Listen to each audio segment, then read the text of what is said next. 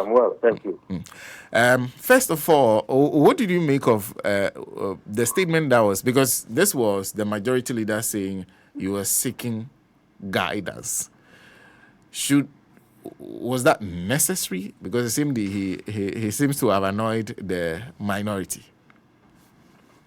Um, well, I think it was necessary because, you know, there have been a lot of social media murmurings in the last, week or so, saying I think the Electoral Commission had indicated that they have not been notified that there's a vacancy, which is, what is supposed to normally be done whenever we have such a situation.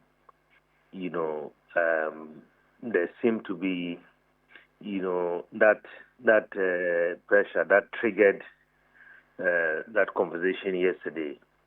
Now, if we look at what the Right Honorable Speaker said and what the majority leader said, and then the subsequent walkout by the minority, for me, all those things suggest to me is that, we seem to have a lot of gaps in our constitution, which, in this particular instance, have given room to issues of emotions, to issues of sympathy, and so on, which normally should not find expression in our laws, in the Constitution, in the standing orders. No, there's nothing like sympathy. There's nothing like when President Mills died, that same day we had a new president, right?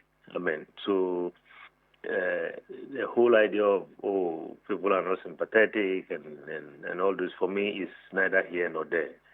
What is at issue is that we need to clarify our Constitution, because even the fact that a family has to come and notify Parliament or the Right Honorable Speaker,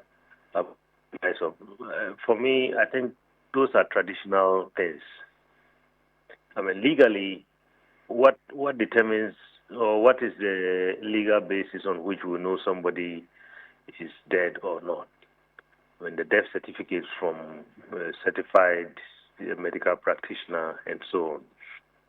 Can we clarify in our Constitution that maybe when such things occur, there's a time period within which the family has to communicate to Parliament,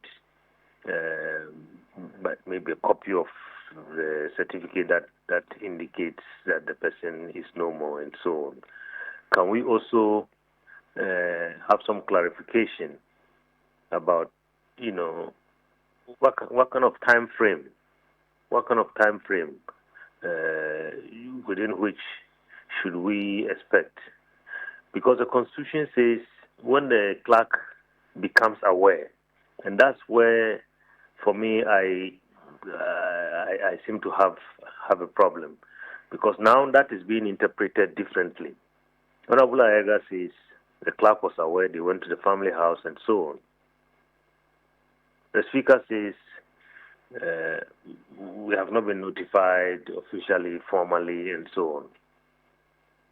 We need to clarify the Constitution so that matters like this matters, because anytime there's an issue about a vacancy, you remember what happened in the 8th Parliament when the matter went up to the Supreme Court regarding the seats that the Right Honorable Speaker declared vacant because honorable members have violated the Constitution and the standing orders. That was subjected to all kinds of interpretations. And we have written to the Constitutional Review Committee and said, look, we need to clarify these things. Many people said those provisions are black and white. Even elementary school children can read and understand. But the lawyers are telling us something else. So what is it that can be done? And again, this is the same thing here. Anything that affects the balance of power in the House, I think we need to be as clear as we can be, so that we can avoid these kinds of situations. And you were just referring to the Speaker's directive on this issue or the guidance he provided. Do you agree with the Speaker when he says that what is required is official information from the family, and that will form the basis for a letter to be written to the Electoral Commission? Yes, I agree with the Speaker in terms of formal notification, because the Speaker has always said, I'm not going to work with hearsay or what the media has said, which is okay. But what form must that take? If it is a form where there's a family gathered together to come and pay a courtesy call and so on, no. For me, I think that will not cut it very much. I mean, official notification, the death certificate, formally communicating to the House, even as the traditional things are getting ready to be done. I think that is, for me, what I think would avoid all this unnecessary. So assuming the Right Honorable Speaker is not in town, as it was the case in this instance, the family want to meet him, and he is out of town for a long time. I guess we are going to have a situation where this has to wait. But if it is formal communication, even if it's not there, his office can receive that communication, and then subsequently maybe pass it on to the office of the clerk. So official notification, yes, I think I agree, because a house of rules and a house that makes laws, should not work on the basis of what people have said, even if it is obvious we have seen the man is gone. But, would that stand any legal scrutiny if it ends up in court? No. So what form it takes, I think, is what needs to be clarified a little bit, so that we can avoid situations like this. Who should provide this clarification, or you want it included in the amendments that we are currently doing to the Constitution? Yes, indeed. In fact, that's what I would suggest, and I think that we are going to write to the Constitutional Review Committee, because the fact that I think 111 also says when the clerk becomes aware, needs to be clarified. I see. Thank you very much for speaking to us. Thank you very much.